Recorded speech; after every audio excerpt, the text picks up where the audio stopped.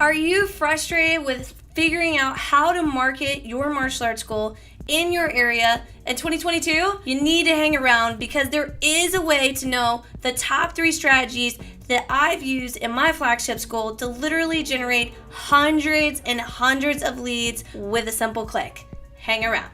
Hey everybody, welcome back. My name is Jennifer Waters and I help martial arts school dojos scale from 6 to 7 figures so that they can live the life of their dreams. And if you're watching this video today, we are talking about what you need to know, the top 3 strategies that I've implemented, and you should too if you want to generate hundreds and hundreds of leads all the time. All right, so the first thing that I want to let you know is that if you're having difficulty generating leads, you're not alone. The majority of martial arts schools are still stuck doing the old method of walking around and handing people out VIP passes, or trying to knock on people's doors, or hanging flyers, doing things that no other business currently does. It's so antiquated, it's insane. And in this video, I want to just completely rock your world with some new strategies that you have to start implementing right away. The first thing is, I'm sure you've already heard, or you've already seen, or you've clicked on something that says, we'll run your ads for you. And yes, Facebook ads, Instagram ads, that is the new way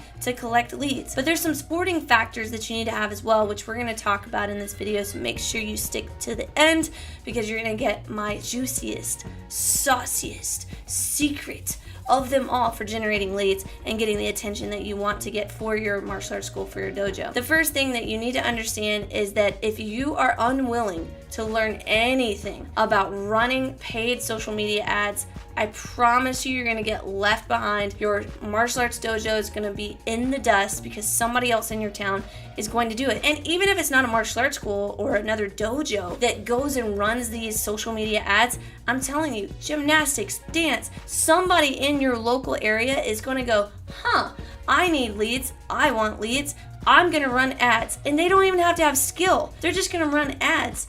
And you're basically gonna rely on walk-ins only or referrals. And guys, it's just very, very hard to predict your growth and predict your income. And listen, if you're trying to scale to 7 figures, just like my clients that I work with do on a regular basis, you have to have predictable leads because you need predictable months, not just a roller coaster of a month. So my first tip for you is you really need to invest. You really need to think about Facebook ads and Instagram ads.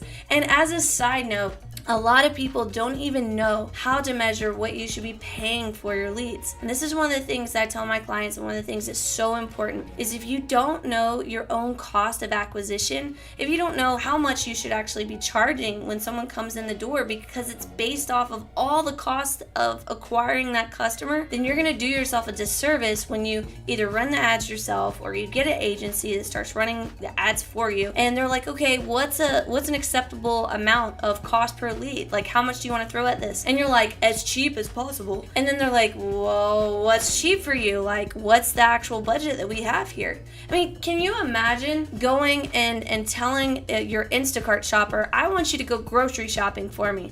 Well, what do you want to eat? You have to pick out what you want to eat. No, I just want you to get whatever as cheap as possible, and that's what I'm gonna eat and that's what I'm gonna consume. First, Instacart would be insane to actually take you up on that offer, right? There's no way that they would do that. They want you to pick based upon the cost that you have in your budget and the food and the preferences that you like. And it's the same thing for gathering leads. If you don't know that cost of acquisition, your Facebook and your Instagram leads are going to be shaky because who knows? Maybe $5 is exactly what you have to have. You have to have $5 leads. Or maybe your cost of acquisition is so great that you can outspend everybody else in your market and you can generate leads for $50 or $60 a lead, and that's the right lead cost for you. What I'm telling you is if you don't know that number, you need to dig into that number. You have to know that number. The second thing that so many people ignore is utilizing your own social media platforms, which you have right here on your phone, to generate leads. The old way of going about doing it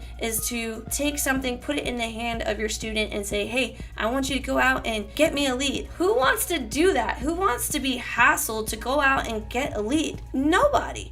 Your current students aren't coming to you so that you can continue marketing and have them go out and market your dojo. You should be doing that. How can you do that?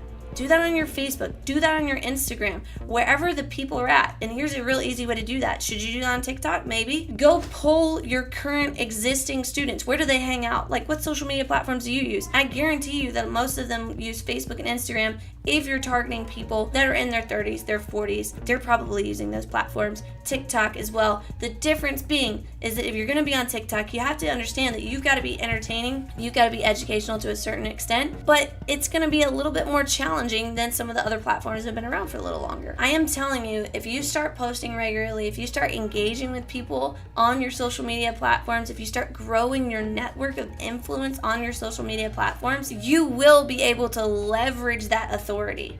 And that is a key. The second key is leveraging your authority on social media. The third thing that I want you guys to consider is how well branded are you? How well known are you as a local authority? Do people in your area recommend you in groups online? Do they recommend you at the elementary school, middle school, high school level? Does your local chamber of commerce know that you even exist? What kind of business networks and what kind of things can you be in as a local business that is going to help get your name known and put you as the face of the business in the local community? One of the coolest things that we consistently do on a regular basis is posting to our business profile and announcing things that are coming up.